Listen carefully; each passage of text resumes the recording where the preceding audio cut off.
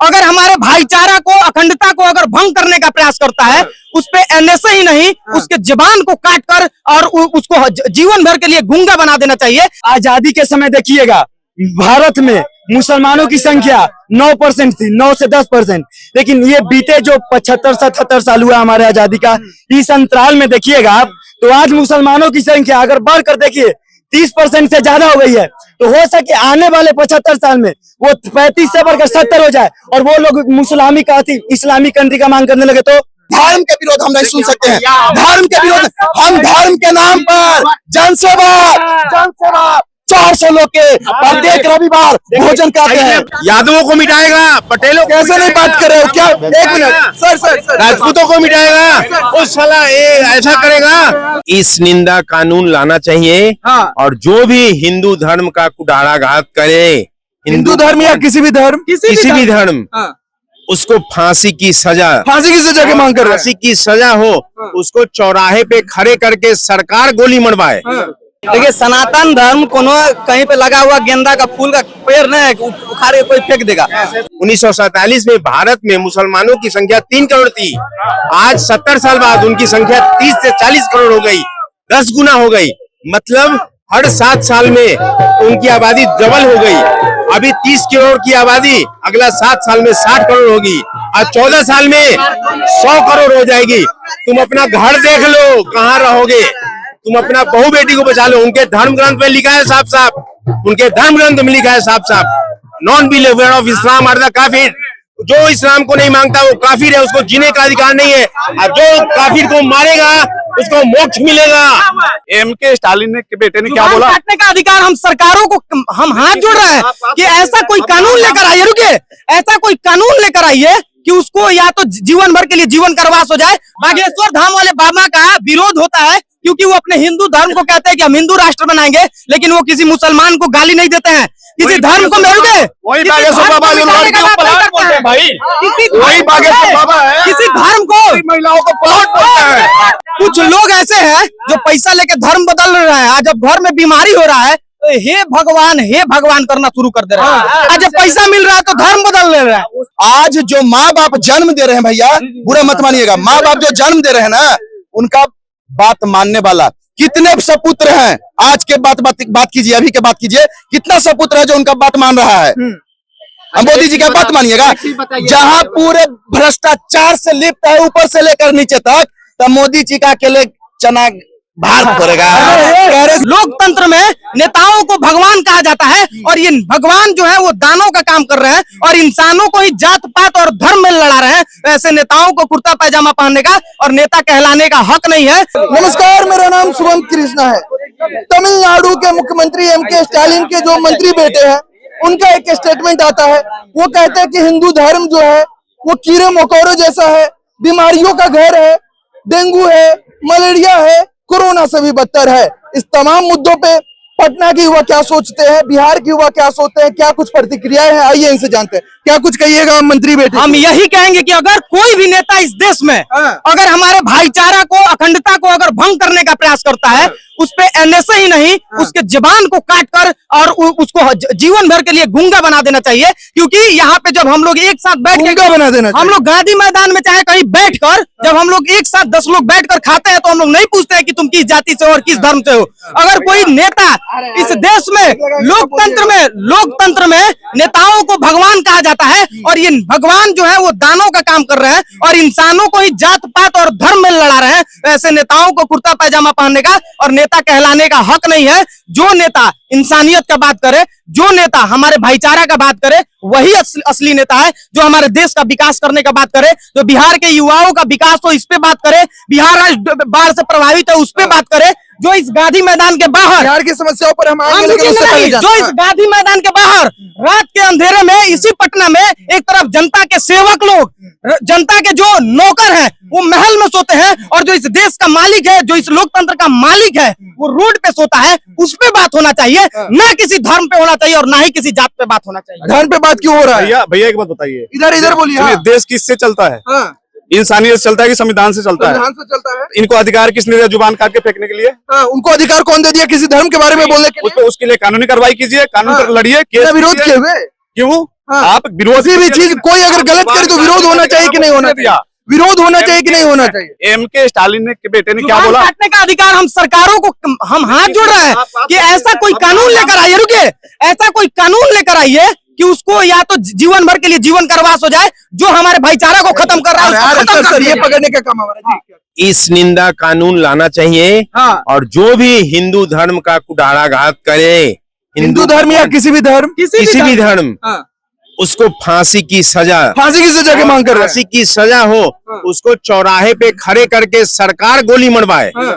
ऐसे लोगों को जो किसी 100 करोड़, भारत जैसा देश, सनातन देश, जहां 100 करोड़ हिंदू है, आप बोलते हो कि इस सनातन धर्म को मिटा देंगे? मतलब पता है कौन है कोई भी रहे। स्टालिन? किस धर्म का पहले बताइए? धर्म का रहे, वो खुद हिंदू धर्म का है। किसी भी धर्म का रहे, आप सर, एक मिनट आएंगे आपके पास। कोई हिंदू धर्म पे ऐसा बोले कि मिटा देंगे हिंदू धर्म को?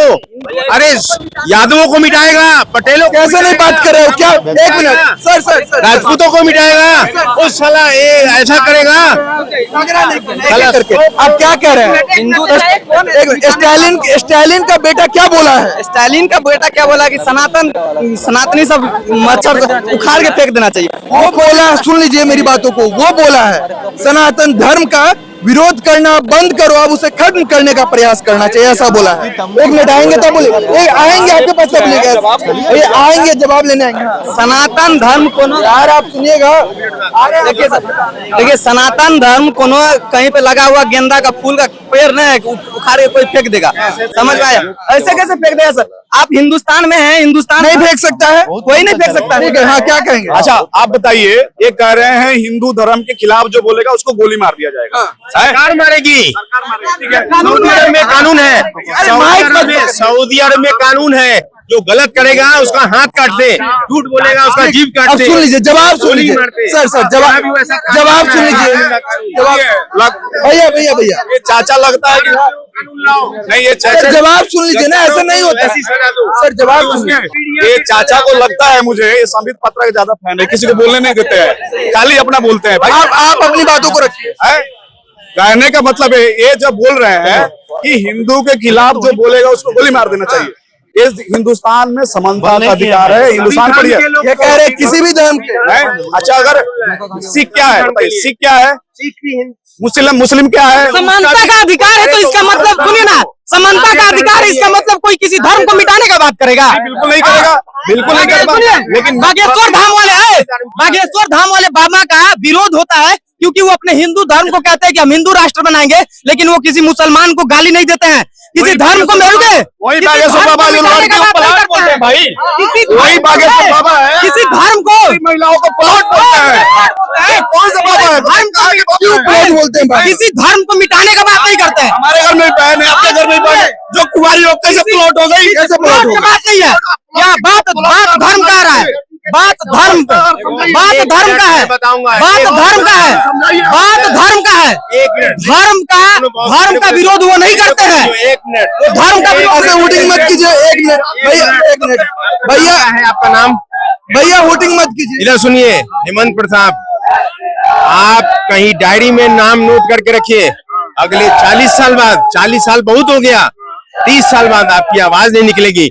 भारत इस्लामिक देश बनने जा रहा है। गजवाए हिंद के तहत भारत में 40 करोड़ मुसलमान आ गए हैं, अब 80 करोड़ होने वाला है। क्या कह रहे हैं? 20% मुसलमान है, 80% में हिंदू है यहाँ पे हिंदुस्तान में। तो कहाँ से हिंदुस्तान के हिंदू को भगा देगा कि मुस्लिम राष्ट्र बना देगा हिंदुस्तान को? मैं बता रहा हूँ, सुन लो, एक मिनट गौर से सुनो। 14 से भैया, एक मिनट भैया, संबित पात्रा के फैन, एक मिनट सुन लिए, सुनिए, आप संबित पात्रा के फैन है, चुप रहिए, ठीक है?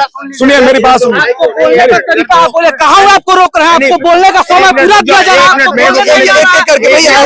झगड़ा ना। देखिए 47 में, एक मिनट सुनिए, आप हाथ मत पकड़िए। सभी लोग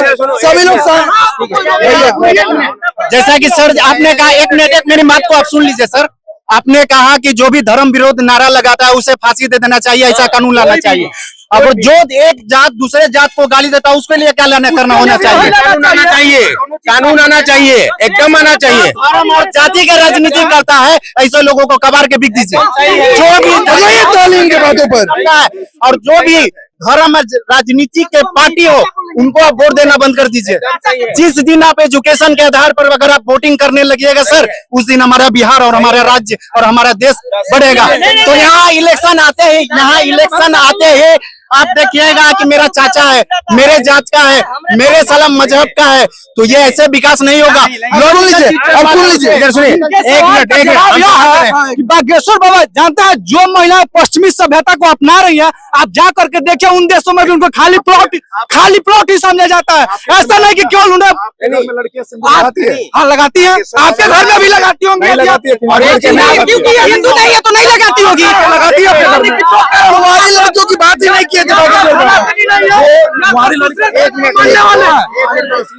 मिनट, इनकी बातों को सुनिए। सिंदूर नहीं लगाई है जो कुंवारी लड़कियां, कुमारी लड़कियों के बारे में बाबा बोले कहाँ है? वो तो पूरे लड़की जाति नारी जाति की बात कर रहे हो। नारी जाति में लड़कियां नहीं आती कि नहीं आती?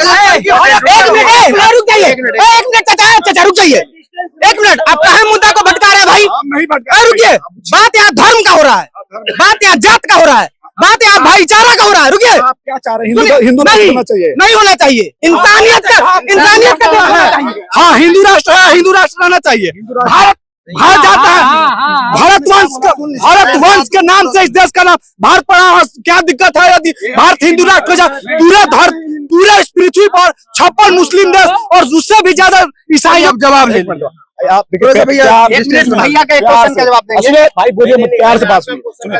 आपने क्या बोला कि भारत हिंदू राष्ट्र है, हिंदू राष्ट्र रहेगा, ठीक है। अगर हिंदू राष्ट्र है तो भाई ड्रामा किस बात की हो रही है? ये ड्रामा काहे के लिए कर रहे हैं? ड्रामा आप करवा रहे हैं, आप जैसे लोग ड्रामे करवा रहे हैं। हम तो ड्रामा कर ही नहीं रहे हैं, हम लोग तो चंदन लगा करके जन सेवा का काम कर रहे हैं। जन सेवा कभी किए हैं? भैया, ये ऐसे लोग हैं, ये कुछ लोग ऐसे हैं ना कुछ लोग ऐसे हैं जो पैसा लेके धर्म बदल रहे हैं। भैया, कुछ लोग ऐसे हैं ना, कुछ लोग ऐसे हैं जो पैसा लेके धर्म बदल रहे हैं। आज जब घर में बीमारी हो रहा है तो हे भगवान करना शुरू कर दे रहा है। आज जब पैसा मिल रहा है तो धर्म बदल ले रहा है। हम आपको नहीं देखिए, एक मिनट गौर से सुनिए, इनका क्वेश्चन था कि भारत इस्लामिक देश, इनका क्वेश्चन था। भैया सुन लीजिए, कुछ लोग ऐसे भी हैं जो बीमारी को चादर चढ़ाने चले जाते हैं, उसका कौन गिनती करता है? सुनिए, एक मिनट रुक जाओ भैया सुन लीजिए, 2 मिनट रुको। इनका क्वेश्चन था कि भारत इस्लामिक देश कैसे बनेगा। जो साइंस का स्टूडेंट है समझिए मैटर को। 1947 में भारत में मुसलमानों की संख्या 3 करोड़ थी। आज 70 साल बाद उनकी संख्या 30 से 40 करोड़ हो गई, 10 गुना हो गई। मतलब हर 7 साल में उनकी आबादी डबल हो गई। अभी 30 करोड़ की आबादी अगला 7 साल में 60 करोड़ होगी और 14 साल में 100 करोड़ हो जाएगी। तुम अपना घर देख लो, कहाँ रहोगे? तुम अपना बहू बेटी को बचा लो। उनके धर्म ग्रंथ में लिखा है साफ, उनके धर्म ग्रंथ में लिखा है साफ, non believer of Islam are the kafir. जो इस्लाम को नहीं मांगता वो काफिर है, उसको जीने का अधिकार नहीं है। और जो काफिर को मारेगा उसको मोक्ष मिलेगा, वो लिखा है। गलत बात आप नहीं बोल सकते, आप पढ़े हैं, पढ़िए। हाँ, देखिए मैं जो अंकल बात बोले मैं बिल्कुल समर्थन में हूँ। आप आजादी के समय देखिएगा भारत में मुसलमानों की संख्या 9% थी, 9 से 10%। लेकिन ये बीते जो 75-77 साल हुआ हमारे आजादी का, इस अंतराल में देखिएगा आप तो आज मुसलमानों की संख्या अगर बढ़कर देखिए 30% से ज्यादा हो गई है। तो हो सके आने वाले 75 साल में वो 35 से बढ़कर 70 हो जाए और वो लोग इस्लामिक कंट्री का मांग करने लगे तो क्या कीजिएगा? तब क्या होगा? देखिए एक चीज में सुनिएगा पहले ध्यान से।